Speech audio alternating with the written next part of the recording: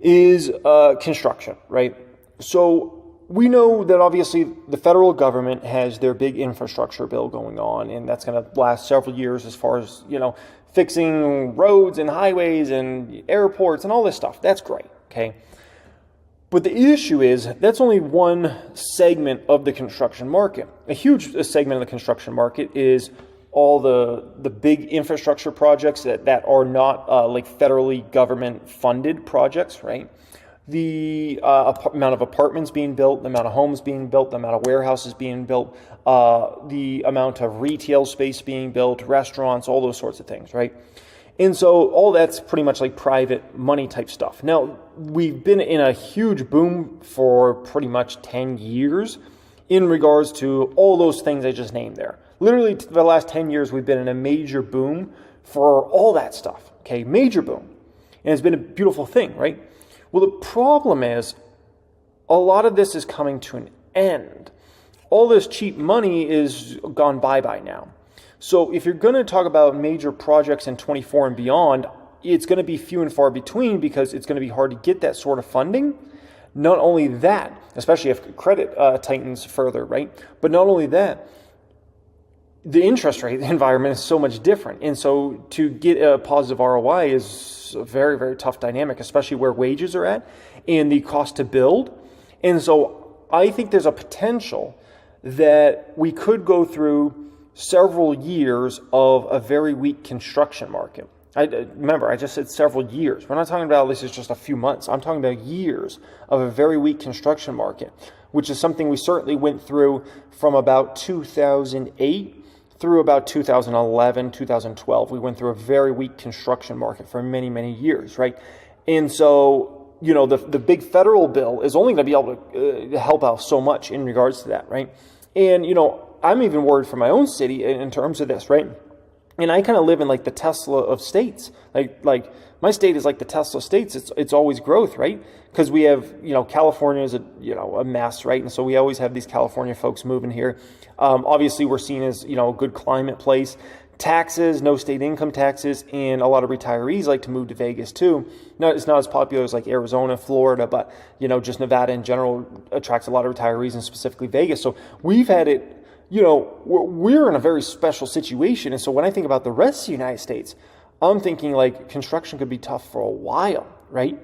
And, you think about all the apartment complexes that are being built and all the homes and things like that. I think we're way overbuilt. I know, this data, you can show this data or that data and say, we're not overbuilt. I think we're way overbuilt, guys. I think we're way overbuilt, like as in it's going to take years to fill up all the demand across the board. Because do remember, when you go through a weaker economic environment, people move in with people, they move out of homes get foreclosed on, you have short sales happen, apartments get moved out of, right? And so you have that whole dynamic and, more people kind of like living together type situations, let's just call it that, right? So I believe we're actually getting way overbuilt now at this point in time, like way overbuilt. What does it matter all these stocks getting absolutely just pummeled, man? I mean, these stocks are just getting absolutely obliterated here over the past few trading days. The reason this matters so significantly is you're going to ask yourself, is this let's call it a multi-month event that's going to be happening, okay? Where these stocks, maybe flatten out for a little bit and then take another leg lower, and then flatten out and then take another leg lower, right? Come back a little bit and then another leg lower. And if that happens, that's something similar that we saw in actually 2021. If you weren't participating in the market in 2021, you probably didn't see this. But basically, in 2021, small cap stocks and many of the speculative stocks all peaked in the first half of 2021. And then they started to experience damage in the second half of 2021. Now, meanwhile, big, large cap stocks, big tech, those sorts of stocks, they were not experiencing any damage in the second half of the year up until the very, very end of 2021, essentially. But for the most part, those stocks were good. So as somebody that owned several speculative stocks at that time and several small caps, I was experiencing pain in the back half of 2021 before most market participants really noticed the pain, right? And then what ended up transpiring was very, very interesting. This is why it's very, very scary for everybody and why everybody needs to be paying attention to all these sorts of stocks. Because then what that bled into is the entire market drop. And by the time you got to 2022, the whole market was dropping. Like obviously, if you experienced the market in 2022, you know what it was, right? We're talking about a NASDAQ that went 37% peak to trough down, right? Huge moves. The SP 500 was a 20% plus move, peak to trough down. It was violent. It was nasty. Many of the big tech stocks out there were down 50, 60, 70% peak to trough, right? 80%. Companies like Tesla, Shopify, Netflix, Amazon. Like, you can go through the list. I mean, it was ridiculous. Even some big dog stocks went down 25, 35% peak to trough. Companies like Google, McDougal, Apple, Microsoft, some of those guys, right? Painful. Stocks like Nvidia, AMD got slashed well over 50%, if not 60%, right? So it was pain. It was Red Dead Redemption all over the market. And so that's why, even if you don't own many of these more speculative stocks, the smaller cap stocks in general, they're very worth paying attention to, because many times those stocks can lead you out of a market problem and they can lead you into a market problem, okay?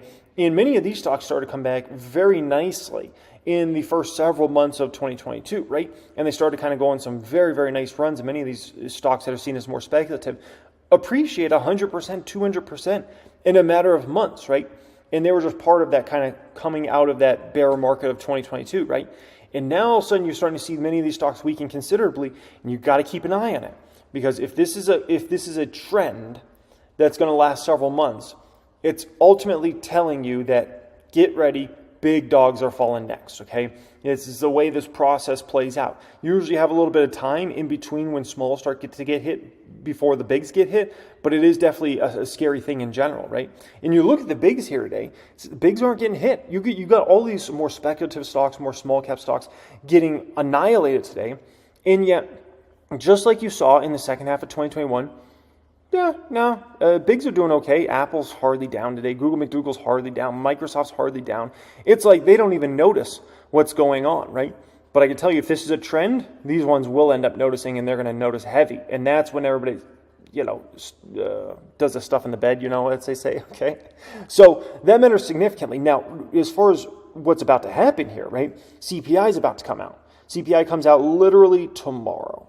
Now, this is the most meaningful thing to the stock market in the short term, okay? Up until we get to NVIDIA earnings, which is in about 2 weeks from now, NVIDIA earnings are, okay? This is the most meaningful thing.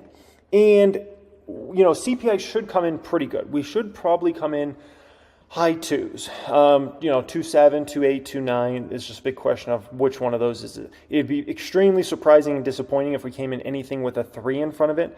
That'd be very bearish, very, very bearish. If we come in with something with a 3, we should come in something high twos. And so that's going to be a big moment for the market, because once you hit a 2 for CPI, right, something in the 2s, you're close to where the Fed wants us. The Fed wants us at 2%, right? So that would be a big moment for the stock market. But we're not out of the woods, and the bears aren't going to let us off yet, okay? Because even if we come in, let's say tomorrow CPI comes in at 2.8. You know what the bears are going to say?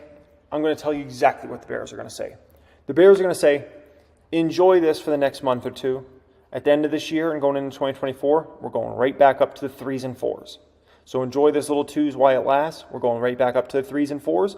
Fed's going to have to continue to have rates in a higher place for a longer time, which is going to be even more devastating to the economy, which will be even more devastating to company earnings, which puts us at a much bigger recession risk, right?